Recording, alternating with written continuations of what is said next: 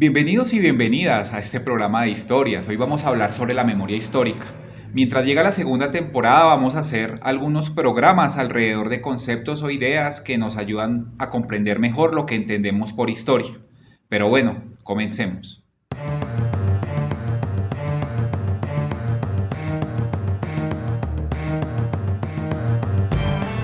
Bueno, hay conceptos que se ponen de moda, palabras como que vemos que empiezan a usarse en los medios, en las personas, y a veces de pronto no entendemos muy bien por qué se empiezan a usar. Memoria histórica es uno de estos conceptos, pero que se ponga de moda, que sea usual su uso, no significa que tengamos un acuerdo sobre lo que significa memoria histórica.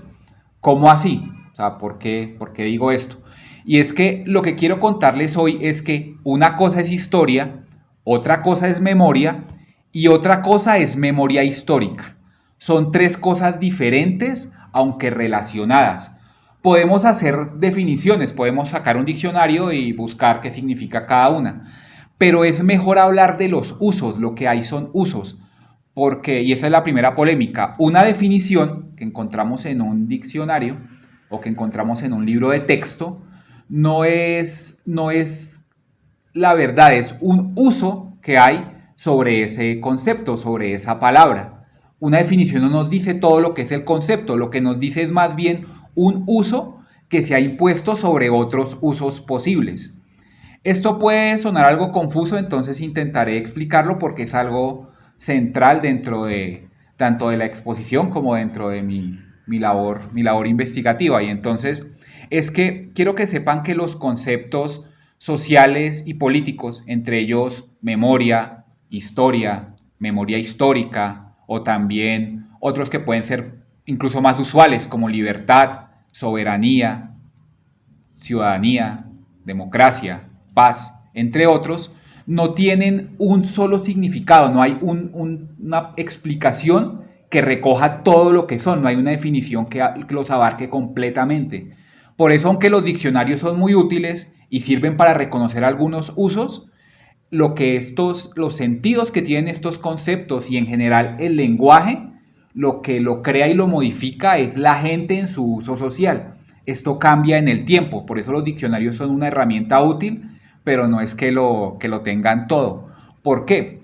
Porque los conceptos son palabras, o lo que decimos conceptos, son algunas palabras a las que los actores sociales, o sea, para decirlo mejor, los grupos sociales que interactúan en la sociedad, los llenan de contenidos, de sentidos, de usos que pueden ser incluso contrarios.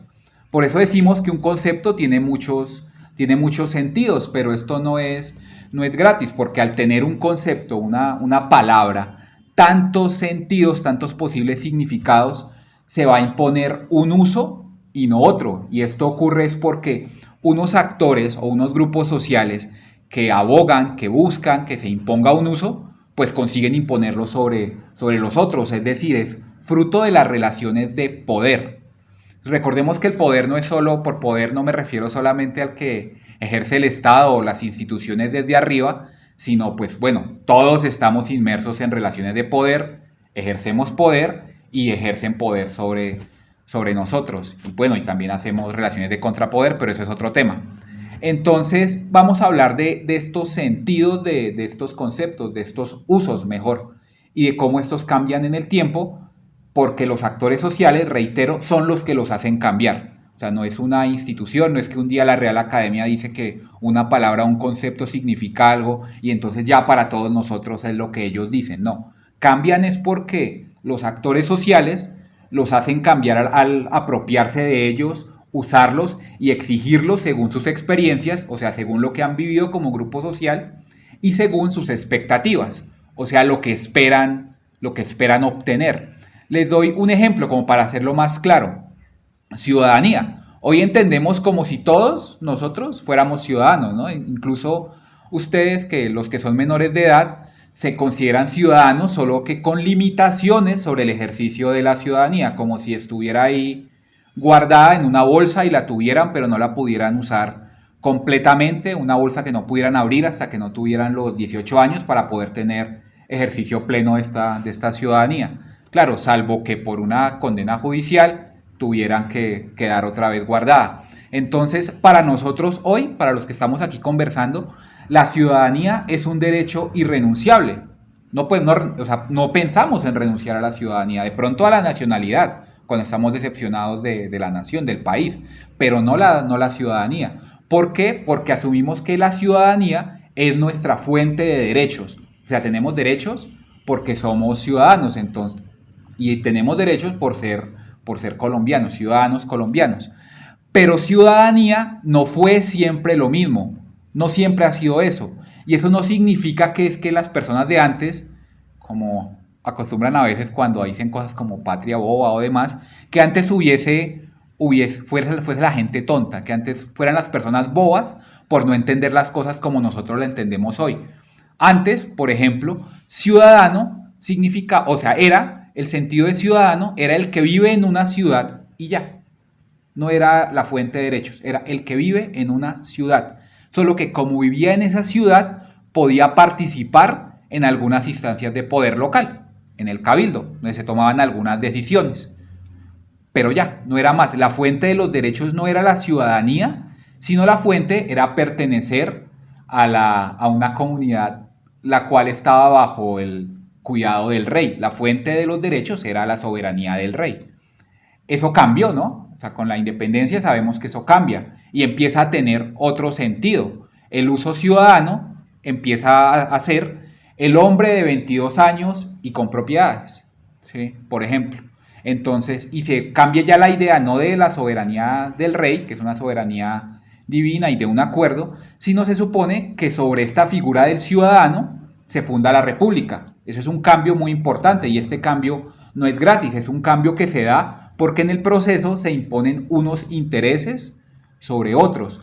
Podemos hablar de un ejemplo concreto, Cartagena. En Cartagena hasta 1811 ciudadanos eran los blancos con abolengo, o sea, los de las élites, los que además descendían de una familia importante, no los blancos pobres, sino los que tenían recursos y un apellido. Ellos eran los que decidían en el cabildo de la ciudad y entonces cuando ocurre que Napoleón captura al rey, se supone que en los cabildos es donde tienen que decidir qué se va a hacer frente a la ausencia del rey. Pero ¿qué pasa? Que los negros de Cartagena no estuvieron de acuerdo con ese uso, o sea, con que se usara ciudadanos solo para otros, y ellos presionan porque tenían cómo hacerlo para ser reconocidos como ciudadanos y así tener el derecho de decidir. Con eso cambió el uso de ciudadano, pero no es, como les digo, porque haya sido algo que cayó del cielo, que cayó de la nada, o que una academia o un grupo de intelectuales se les ocurrió que cambiaba el uso de ciudadano. Algo semejante podemos ver, por ejemplo, con las mujeres. Los que votan, se supone que en el sistema republicano, como en el que estamos, son los ciudadanos. Pero las mujeres no eran ciudadanas, no podían votar. En Colombia sabemos que es hasta mediados del siglo XX que pueden votar. Cuando consiguieron que se les dejara votar, se impuso un sentido, un uso diferente de la ciudadanía. Ya no era ciudadanía solo para los hombres. Pero bueno, pero ese derecho llegaron no porque alguien escribió un libro y dijo ciudadanos son los hombres y mujeres. Algunos ya lo habían dicho, pero no por eso llega a la práctica. Tampoco fue que un día un presidente se levantó de muy buen genio y se le removió el corazón y se le ocurrió darles el voto a las mujeres, ¿no?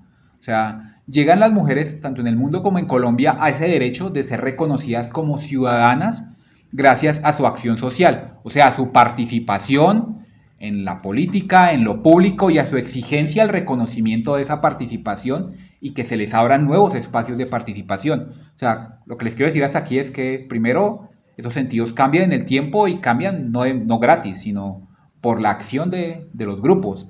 Ahora sí vamos a entrar en materia. Creo que podemos hacer más claridad sobre este tema de historia, memoria y memoria histórica si miramos los usos de cada uno. O todavía mejor, no vamos a hablar de todos los usos en el tiempo, porque eso sería bastante extenso. Más bien vamos a ver qué uso se ha impuesto en el mundo académico. El primero es historia, ¿no? La historia es algo que nos toca a todos porque pues asumimos que tenemos una historia y todos creemos saber de ella, y no solo por lo que se nos diga en el colegio o en las instituciones, sino porque de una u otra manera tenemos esa Tenemos esa idea como parte de la sociedad. Pero, claro, pero nosotros asumimos que tenemos una historia, ¿no? Todo hombre tiene una historia, decía una canción de Kraken, pero generalmente desconocemos nuestra ignorancia sobre los cambios en el concepto de historia. Por ejemplo, historia se entendió durante mucho tiempo, como el relato que contenía la verdad sobre los hechos del pasado. ¿Sí? Eso se entendió que era historia y entonces se tenía una idea en la que el mundo siempre era igual y como era el conocimiento sobre esos hechos, la verdad sobre esos hechos del pasado, entonces si tenemos la verdad de los hechos del pasado y, el tiempo, y todo es siempre igual, pues con esa verdad podemos actuar en el presente. Es la historia que nos, la maestra de la vida, la historia magistra vita, la que nos dice cómo tenemos que vivir. Ese era un uso de la historia y duró bastante. Pero los usos cambian, como les digo. Por ejemplo, hoy, si en un evento de historiadores o en una universidad, en un círculo de especialistas dicen eso, pues lo sacan casi que a patadas, ¿no? Ya no se puede usar eso porque ya se ha discutido mucho. Aún así todavía es usual porque hace parte de la idea que tenemos de la historia en la sociedad, creemos que eso sigue operando, entonces por eso encuentra uno frases como quien no conoce su historia está condenado a repetirla, lo que condensa de cierta manera esas modos de ver la historia como algo cíclico. Pero bueno, en mi opinión y en la de muchos otros, no es que la historia se repita. Lo que sí es cierto es que la falta de comprensión de ese pasado impide la comprensión de ese presente porque nos lleva a creer que las cosas es natural que sean así, o sea, que son normales, cuando lo que hay son cosas que se han ido construyendo en el tiempo. El problema de ver como si las cosas fueran normales es que creemos que la desigualdad es normal, por ejemplo. ¿Sí? Creemos que la forma en la que nos clasificamos y nos identificamos es normal, cuando resulta que nada es normal, todo se construye en el tiempo y no se construye por sí solo, no es como la generación espontánea o un Big Bang, que entonces las cosas empezaron a generar solas, no, es porque la gente las va generando, gente en las diferentes instancias del poder, gente que compite, gente que colabora, es a partir de todas estas relaciones. Pero claro, si hay algo y es que si no se comprende eso, nos puede llevar también a no identificar las permanencias, lo que permanece operando y lo que sigue igual, porque hay cosas que siguen iguales, hay rupturas y permanencias. También se ha problematizado mucho, se ha criticado la idea de que haya una historia verdadera, o sea, una historia que nos dice la completa verdad sobre las cosas, como si porque alguien hace una investigación y entonces lo dice, entonces ya eso fuera así. Otra cosa también es que la historia no son solo, como también lo solemos creer a veces, no es la acumulación de fechas, de datos.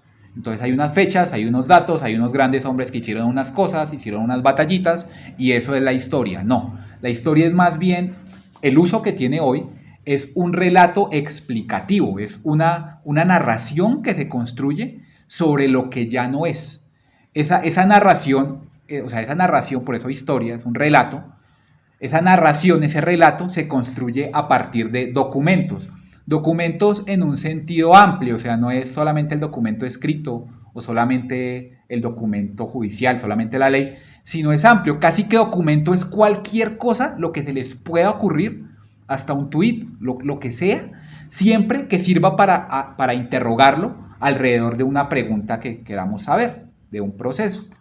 Entonces, eso es un documento, ¿sí? Y entonces la historia los toma para estudiar lo que ya pasó y proponer, poniendo a jugar más bien esos documentos con la teoría, proponer una interpretación lo más verosímil posible, o sea, lo que se piense que es más posible que haya ocurrido, ¿sí? Pero no es que sea exactamente esa la interpretación definitiva. ¿Sí? Ya eso ha cambiado porque sabe que van a haber otras, van a haber nuevas miradas, porque casi que cada uno de nosotros interroga el pasado según nuestras preguntas del presente. Sin embargo, se establecen algunas certezas, ¿no? O sea, nadie puede decir, por lo menos nadie sensato hasta hoy, que el 9 de abril no mataron a Jorge Eliezer Gaitán en el centro de Bogotá. Eso está debidamente documentado, eso es un dato. Pero entonces, ya hablar sobre los móviles, o sea, por qué ocurre? qué consecuencias tuvo, qué significó ese asesinato en el proceso histórico colombiano, eso ya es otra cosa. Y eso está en constante debate. Incluso puede que salga un libro muy bueno hoy, que tenga unas buenas pruebas, una buena teoría y plantee una explicación muy eficiente, una muy buena explicación. Pero eso no va a impedir que salgan otras explicaciones. Entonces es como una discusión que se da entre interpretaciones. Eso es la disciplina histórica. Es una discusión entre interpretaciones sobre lo que ocurrió en el pasado, o mejor, digámosle representaciones. Son una disputa entre estas representaciones por imponer unas sobre otras, a partir de una serie de reglas que se han establecido en el campo para parecer lo más verdaderas posibles, pero no es la verdad. Pero entonces, si ese es el uso de historia, ¿qué es la memoria? La memoria, según Pierre Nora, es afectiva, psicológica, emotiva, es individual. Cada uno de nosotros tenemos nuestras memorias. La memoria no tiene, a diferencia de la historia, la memoria no tiene un pasado, más bien la memoria es un pasado siempre presente. Un pasado que estamos teniendo como creando en nuestra mente desde el presente, hagan de cuenta. Es decir, hay una memoria que todos tenemos, la cual se entiende como esta relación que establecemos con los hechos del pasado. O sea, lo reitero, la memoria es la relación que establecemos con los hechos del pasado. Pero también hay memorias colectivas, no solo individuales, y eso es lo que aquí nos interesa. Estas memorias también son vividas, son afectivas, psicológicas. Estas memorias se construyen a partir del juego entre lo que debe ser, entre el recuerdo, lo que queremos recordar, y lo que queremos olvidar. Pero también muchas veces es inconsciente.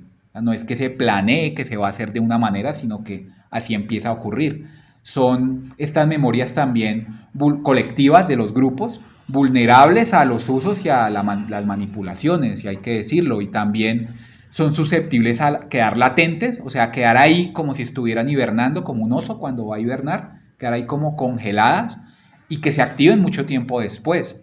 Entonces, la memoria colectiva, las memorias de grupo, se alimentan de los detalles que reconfortan a ese grupo, o sea, que los hacen sentir bien. Pueden ser recuerdos vagos, recuerdos globales, particulares, simbólicos o incluso inventados. Hay tantas memorias como grupos porque las memorias son de naturaleza múltiple y además nuestras identidades son múltiples. Nosotros, cada uno, pertenecemos a diferentes grupos al tiempo.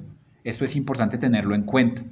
Entonces, pero estas memorias, así como la historia, no es que sean naturales, no es que se den y ya. Realmente, o sea, lo que hay en el fondo, otra vez, es una relación de poder que es la que lleva a que se instalen unas memorias al interior de un grupo y no otras. No es gratis que se recuerde de cierta manera algo y se olvide otra cosa. Esto tiene que ver, otra vez, con las experiencias de los grupos, con sus expectativas y con su relación con el poder. Vemos entonces que hay diferencias, y habrán notado, entre los usos de historia y de memoria. La historia tiene una pretensión académica, se supone que es laica. Dejemos eso en suspenso y si queda tiempo podemos hablar de si es verdad. Yo creo que no, pero bueno, podemos dejar eso ahí para después. Se supone que la historia es crítica y que pretende construirse de evidencia. Por eso cuando los historiadores vemos un libro, una de las primeras cosas que nos preguntamos es cuáles fueron sus fuentes. O sea, miramos las notas al pie de página a ver qué está diciendo, de dónde tomó eso. Pero entonces, si vemos así la historia es diferente a las memorias, porque las memorias además no siguen ese método, pero no es porque no sirvan, es porque esa no es su función. Esto no las hace menos importante. La función de la memoria, de las memorias, es más bien, de las memorias colectivas, es decir en un grupo cómo se ve el pasado y es como algo que se sigue viviendo, que sigue siendo parte de ellos. Un pasado que la memoria, o sea, un pasado que ellos creen que no se debe borrar, que no se debe olvidar, porque les ayuda en las identidades, en las restituciones, en las reparaciones. Son las memorias, en cierta manera, una forma en la que un grupo hace justicia sobre el pasado al decir qué se cuenta y cómo. Esto significan las memorias colectivas. Pero entonces, bueno, entonces esto ya se está alargando. Entonces, si una cosa es historia y otra cosa es memoria, ¿qué es la memoria histórica? Pareciera, cuando lo miramos, que la memoria histórica entonces fuera, pues es la idea que podemos tener desde el sentido común, que fuera la suma de la memoria y de la historia. pero el sentido común es el menos común de los sentidos. En historia a veces es bueno alejarse un poco y no pensar tanto en el sentido común, porque el sentido común lo que nos lleva es a decir que las cosas siempre han sido como son hoy, cuando realmente no lo son. Incluso la lógica, incluso esta lógica que a veces tendemos a pensar en el presente, nos impide ver que las cosas han cambiado en el tiempo. Entonces, las cosas no son de sentido común ni de lógica, porque así no entenderíamos. Tenemos que empezar a hacer algo que es bueno hacerlo en investigaciones sociales, y es empezar como a descomponer, que es lo que hemos venido haciendo acá, descomponiendo qué es historia, qué es memoria y ahora qué es memoria histórica. Entonces, memoria histórica, si bien como es memoria y es histórica, podría verse como un concepto compuesto entre los dos elementos, no es igual a la suma de las partes, es algo distinto. Es un concepto relativamente nuevo que por muchos no es reconocido, pero por otros muchos es defendido. Y por encima de esta discusión académica sobre si es correcto nombrar algo memoria histórica o no, hay algo que ocurre con la memoria histórica, con lo mismo que ocurre con la memoria y con la historia, y es que es un concepto que opera, o sea, que tiene peso en la sociedad, porque se ha instalado como una necesidad, después de los conflictos, para instalar una memoria histórica que permita brindar reparación y evitar repetición. Claro, que consiga reparar y evitar repetición, eso queda a la discusión.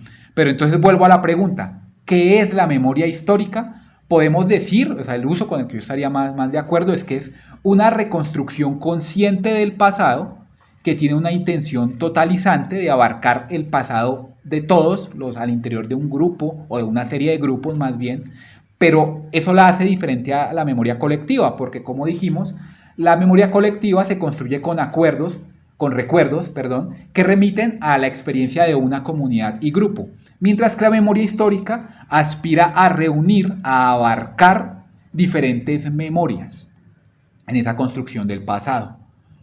Y eso la diferencia también de la historia, porque la historia no tiene ese objetivo de abarcar las memorias. Intenta construir un relato explicativo, pero no necesariamente tiene que ser el relato que reúna esa relación que todos tienen con el pasado. Eso hace que las tres sean cosas diferentes, aunque relacionadas. Cuando hablamos de memoria histórica, entonces hablamos de una memoria extendida también, porque igual es un relato, se construye como un relato. Ustedes la van a ver y la van a ver como un texto o como un relato que opera en símbolos, en monumentos, en discursos, pero se puede ver como un relato. Pero claro, es un relato que no va a partir del hecho de decir que está diciendo lo que no es. Nuevamente tiene una pretensión de verosimilitud, o sea, de recoger lo que en verdad pasó para dar un sentido general a un periodo, para explicar qué pasó, por qué se usa la memoria histórica, digamos, después en las conmemoraciones del Holocausto, por ejemplo, porque es para dar una explicación a un periodo que fue conflictivo y que además es doloroso. Se parece a la historia en cuanto encuentra fundamento en las huellas y el reconocimiento del pasado, o sea, las huellas, los documentos, entre los documentos los testimonios también, pero se diferencia de la historia, como les dije, en que no niega el lugar de la memoria de cada uno de los grupos. Bueno, se supone que no debe negarlo, sino que debe incorporar las memorias de todos estos grupos en el relato.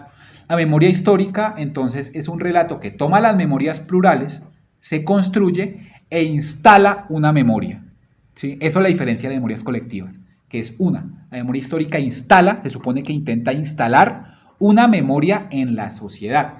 Claro, en caso de que la sociedad acepte esta memoria, esta se posiciona como una versión hegemónica, o sea, como la versión dominante sobre lo que pasó, ¿sí? Como la verdadera memoria, se construye esa idea de la verdadera memoria. Así posicionada, la memoria histórica empieza a determinar las políticas oficiales de la memoria, o sea, las que se hacen desde el Estado, y cómo se debe comprender desde el presente ese pasado. Es decir, la memoria histórica instala, o sea, cuando se construye una memoria histórica, esta va a instalar una memoria y una historia. Pero lo mismo, no es que se instale por sí sola, no es que un día sea como me voy a instalar, ¿sí? Como si fuera algo un sujeto. No, más bien la instalan. ¿Sí? ¿La instalan quiénes? Por ejemplo, los gobiernos a través de instituciones. Y los gobiernos no como se veía en algunas teorías como algo que es únicamente como una máquina que actúa y ya, sino no, como un actor también que interfiere, pero que está en relación con los otros actores, y por eso es que ahí hay unas relaciones de poder y demás. Pero bueno, entonces, al ocurrir esto en la memoria histórica, vemos que así como eran los conceptos, así como es casi todo en la historia, es un escenario de disputa, ¿sí? Así como lo son la historia y la memoria. Y eso es lo que quiero dejar hoy, ya para terminar. O sea, la memoria histórica es un espacio en disputa, ¿sí? Se piensa, o sea, y se pensó en el uso de este concepto, que debía ser un espacio en el que las memorias de los diferentes grupos fueran valoradas, se vincularan las víctimas y toda la sociedad para la reivindicación de todos aquellos que en el marco de un conflicto fueron maltratados y quieren ser reconocidos, porque en parte durante el conflicto hay grupos y personas que son negadas, se deshumanizan y por eso quedan victimizadas, ¿no? Por eso se les hace lo que se les hace, porque al victimario es como si quitara en su cabeza la idea de que el otro es humano y de que tiene estos derechos. Entonces, en la memoria histórica se supone que se usa para abogar, para defender a todos aquellos a los que se les negó, por lo menos en el caso colombiano, su estatus, ¿sí? Y para que a partir de esa memoria histórica que se construye, todos podamos comprender lo que pasó. O sea, es una construcción de sentido y que esa construcción de sentido se debe recordar para que no pase de nuevo, para que no ocurra la repetición. Pero entonces, ahora viene una pregunta, entonces, ¿para qué la memoria histórica en esta nueva normalidad? ¿No? Porque es posible preguntarnos si es un relato, si no es la verdad absoluta, pues entonces, ¿para qué? ¿Sí? Si no es la verdad, ¿para qué? Pero entonces, bueno, lo primero es que, una aclaración, todavía no sabemos si habrá post-pandemia, porque no sabemos cuánto dure, no sabemos si vayan a cambiar las cosas, no sabemos si hay una nueva normalidad, porque todavía no sabemos qué vaya a pasar, ¿sí? Estamos ahí todavía en una incertidumbre también, como todo lo que les he hablado, que son cómo nos van quedando incertidumbres, pero sabemos algo que es poco sensato negar con la presentación que hemos hecho, y es que la historia, la memoria y la memoria histórica son escenarios de lucha. Entonces, claro, la definición es muy bonita, pero como es algo en disputa y los usos compiten en relación del balance de fuerzas, en relación de el que lo tenga que interpretar, cómo lo va a interpretar según sus objetivos. Entonces, volviendo ya a la conversación, la historia y la memoria nos competen a todos porque son campos de batalla. La memoria histórica en especial creería yo que lo es todavía más porque está pensada para determinar las políticas estatales después de un conflicto, para determinar qué se debe contar y cómo debe hacerse. Lo que se determina en la memoria histórica es el relato que se construya en esa memoria, va a llegar a los colegios, va a llegar a las universidades, a los medios, porque eso va impactando. Entonces, en el cine, en los videojuegos, en la televisión, de una u otra manera son esas memorias las que llegan y eso es lo que consumimos. Y eso es además un proyecto que se hace con nuestros impuestos, ¿no? Todos, hasta ustedes si son menores de edad y no trabajan, de una u otra manera pagan impuestos porque de lo que producen, si el capital que ustedes producen, van a pagar impuestos. Entonces todos pagamos impuestos. Entonces, ¿hasta qué punto queremos que una memoria o sea, las memorias que se están construyendo, la memoria histórica, nos compete? Claro que nos compete, estamos de acuerdo con esa, bueno, es lo que tenemos que discutir. Entonces, claro, quiero dejar algo antes de terminar, y es que les he hablado aquí de la incerteza, de la incertidumbre, de que no se puede conocer completamente la verdad, de que eso está cambiando, pero no es porque piense que la solución entonces sea, bueno, no hay verdad, pues vámonos a jugar a Among Us y a decir que todos somos, a engañarnos entre si somos impostores o no, que eso lo hacemos, ¿sí? Pero, y es bastante entretenido, pero pues no, el llamado no es a ese, tampoco es a que digamos, no, todo está perdido, entonces ¿qué hacemos? Pues solo queda ir a ver Netflix porque ¿qué más? Vamos a ver La Casa de Papel, a ver qué pasa, a ver qué hacen otros. No, la idea es que esta incertidumbre sobre lo que es verdad, pero también la idea de verosimilitud de los conceptos como campo de batalla, nos tienen que llevar a la necesidad de ser críticos, o sea, de no quedarnos con todo lo que nos dicen, pero ser crítico es dudar a partir de argumentos, o sea, informarnos para poder discutir, para poder ver que las cosas no son naturales. Nada lo es en la sociedad, nada. Hace poco hubo una discusión en Twitter en México por la colonización del paladar, y es verdad, ni siquiera lo que creemos que es delicioso en nuestro paladar lo es de manera gratuita. Eso tiene que ver con una serie de procesos, incluso mundiales, incluso coloniales, Entonces es importante ver eso, lo que aparece en nuestros ojos como natural también, como, no sé, como la nación, la raza, el género, nada de eso es natural, nada, todo lo construimos en sociedad. Si uno mira en la historia y a nivel espacial en diferentes espacios, va a ver que eso es distinto según el lugar y el momento donde se mire. Eso es lo que uno aprende estudiando historia. Entonces no es ser crítico, no es rechazar y decir ya no me gusta, no me gusta lo que dice y ya, sino no es tratar de comprenderlo para incluso poder desmontarlo, ¿sí? Porque la idea tampoco es, nuevamente, no es crear idea de entonces villanos o héroes en la historia, villanos o héroes en la interpretación, yo me caso con este autor, con este profesor, es lo que él diga, no es tratar, incluso lo que no nos gusta es lo que más debemos tratar de comprender para ver por qué se llegó a eso. Sí, creo que era Deleuze cuando hablaba sobre el holocausto, eso, hay que, más que condenar, qué es lo que lleva a que millones de personas hagan X cosas, entender por qué lo hicieron. ¿Sí? Si no entendemos por qué lo hicieron, va a volver a ocurrir porque no entendemos nada, no sabemos ni siquiera por qué somos nosotros así. Entonces, ese es mi llamado y me pasé harto de tiempo, entonces, muchas gracias. Así terminamos nuestro episodio de hoy. Se cuidan mucho. Hasta luego.